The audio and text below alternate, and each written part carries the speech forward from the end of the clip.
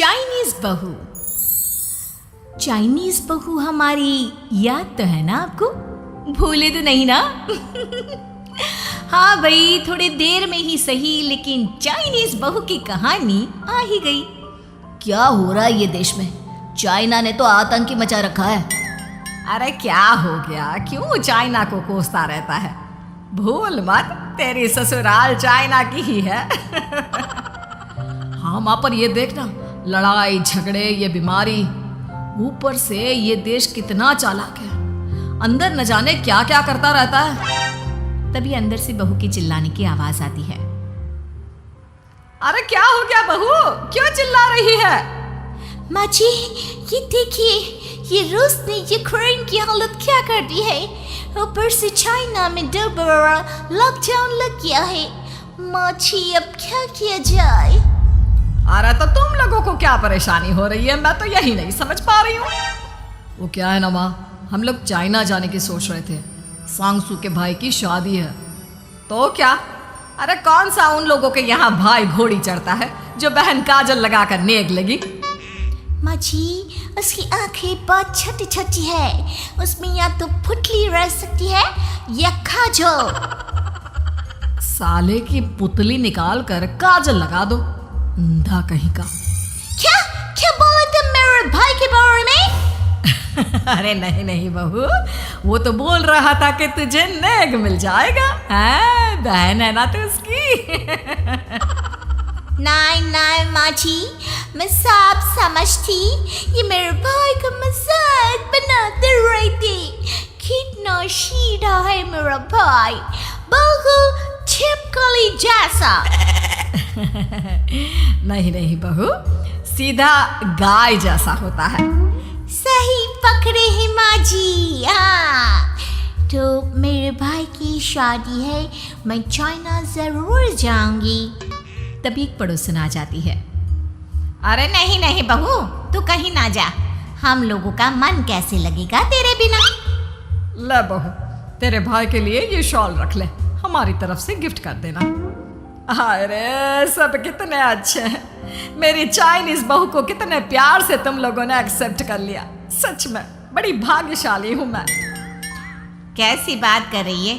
ये तो हम लोगों के देश की एक खूबसूरती है कि हर किसी को दिल से अपना लेते हैं, बस वो भी दिल से हमें अपना समझे। कैसी बात कर रही है आंटी जी? मेरे लिए आप सब सासू माँ जैसी ही हैं। मुझे भारत बहुत अच्छा लगता है, ये सबसे अच्छा देश है, मेरा भारत महान। वैसे भी लड़की की शादी जहाँ होती है वो तो वहीं की हो जाती है ना। जीती रे बहू, सही बोल रही है। औरत तो होती ही पानी की तरह है, जो जहाँ जैसे रखे वैसी ही शेप ले लेती है। आंटी जी, ये थोड़ा सा ज्यादा हो गया, समझ नहीं आया। नो प्रॉब्लम, मैं चाय बना कर लाती हूँ। फिर क्या, वो दिन भी आ जाता है जब बेटे बहू को चाइना जाना पड़ता है। वहां जाकर बहू का भाई कहता है, मेहरबान आ गए, मेहरबान आ गए।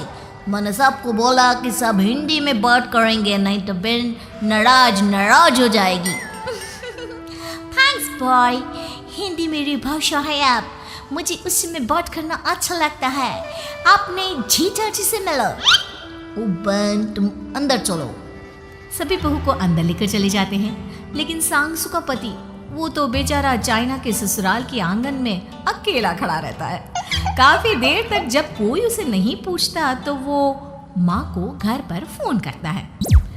हाँ बेटा, पहुंच गए ना कुशल मंगल? हाँ माँ, लेकिन सांगसू पता नहीं कहाँ है, वो तो अंदर गई है, तब से बाहर आई ही नहीं। अरे कैसी बात कर रहा है, तो तू अंदर चला जा, तू बाहर क्यों है? अरे दामाद है तू वहां का, उन लोगों ने तुझे बिठाया, चाय पानी कुछ नहीं पूछा? नहीं ना माँ। तभी सामने से सांगसू आती है। क्यों आप अभी तक तैयार नहीं हुए? और ये बैग लेकर क्यों कमरे से बाहर आए? इसे वहीं रख देते। कमरा? कौन सा कमरा?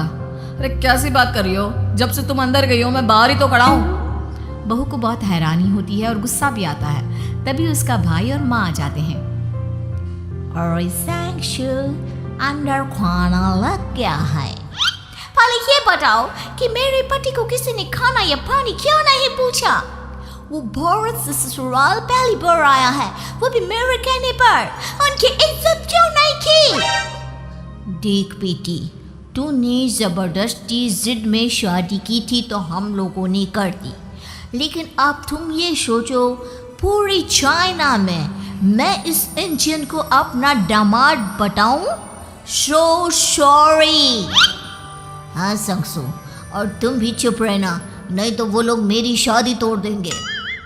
ओह, ऐसी बात है। कोई बात नहीं, मैं बाहर होटल में रह लेता हूँ, तुम वही करो जो ये लोग चाहते हैं।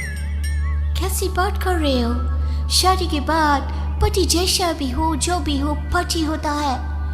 वैसे भी तुम्हारे पूरे परिवार ने, सबने बिना सोचे मेरा साथ दिया, मुझे एक्सेप्ट किया, प्यार किया। मैं अपने देश में आपको अकेला कैसे छोड़ सकती हूँ? ये हिंदी फिल्म का ड्रामा बंद करो, मैं अभी अब बर्दाश्त नहीं करूँगी। चुपचाप अंदर चलो, नहीं तो ये शादी वादी यहीं खत्म करके इसे अकेले ही इंडिया जाना पड़ेगा। कैसी बात कर रही हो माँ? ये मेरे पति हैं। नहीं था, हम लोगों ने यहाँ वकील को बुला लिया है, जिसके बाद अब तेरा तलाक करा के हम यहाँ के चाइनीज लड़के से तेरी शादी करा देंगे। अरे कैसी बात कर रहे हो? हम तो यहाँ तुम्हारी शादी के लिए आए थे। नहीं, मैं सांगसू के बिना नहीं रह सकता हूँ। हाई वोल्टेज ड्रामा होने के बाद से ही सारा माहौल खराब हो जाता है कि तभी एक लड़की आती है। मैंने सारा इंतजाम कर दिया है, सांगसू की शादी का मंडप परसों लग जाएगा।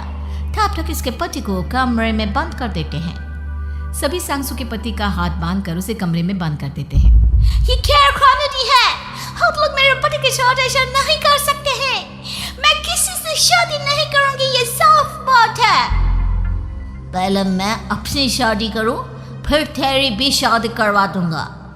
सब कुछ तय हो जाता है, भाई की शादी हो जाती है। फिर वो दिन भी आ जाता है जब सांगसू की शादी वो लोग जबरदस्ती करने के लिए उसे मंडप पर ले जाते हैं। ऐसा मत करो, ये मेरी बीवी है। मैं किसी से शादी नहीं करूंगी। कैसे नहीं करेगी शादी? शादी तो तेरा बाप भी करेगा। हो, मैं करूंगा शादी। प्लीज कोई मेरी शादी किसी अच्छा औरत से करवा दे। चुप, बिल्कुल चुप। फिर माँ सांगसू और उसके पति से कहती है, तुम लोगों का बच्चा मेरी कैद में है। अगर तुम लोगों ने कोई भी होशियारी की तो मैं इस बच्चे को मार दूंगी। दोनों माँ का रूप देखकर हैरान हो जाते हैं। बच्चे की खातिर दोनों शांत हो जाते हैं और शादी की रस्में शुरू हो जाती है कि तभी सांगसू की सास पुलिस के साथ आ जाती है। माँ, सरसू माँ आ गई, मेरी माँ आ गई। माँ प्लीज हम लोगों को बचाकर वापस ले चलो। पुलिस सभी को गिरफ्तार कर लेती है। बेटी के बच्चे को मारने की धमकी तो कोई चुड़ैल ही दे सकती है। अरे तो ये चुड़ैल ही तो है।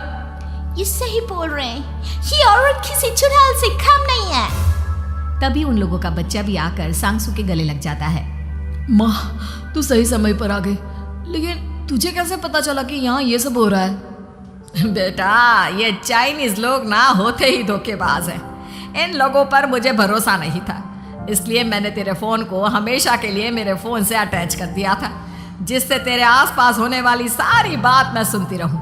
उस दिन भी मेरी तेरी बात हो रही थी तो तेरा फ़ोन ऑन था, मैं सब समझ गई थी। मुझे माफ कर दो। नहीं, बिल्कुल नहीं। चलिए माँ जी, इंडिया वापस चलते हैं। आज के बाद मैं यहाँ कभी नहीं आऊंगी।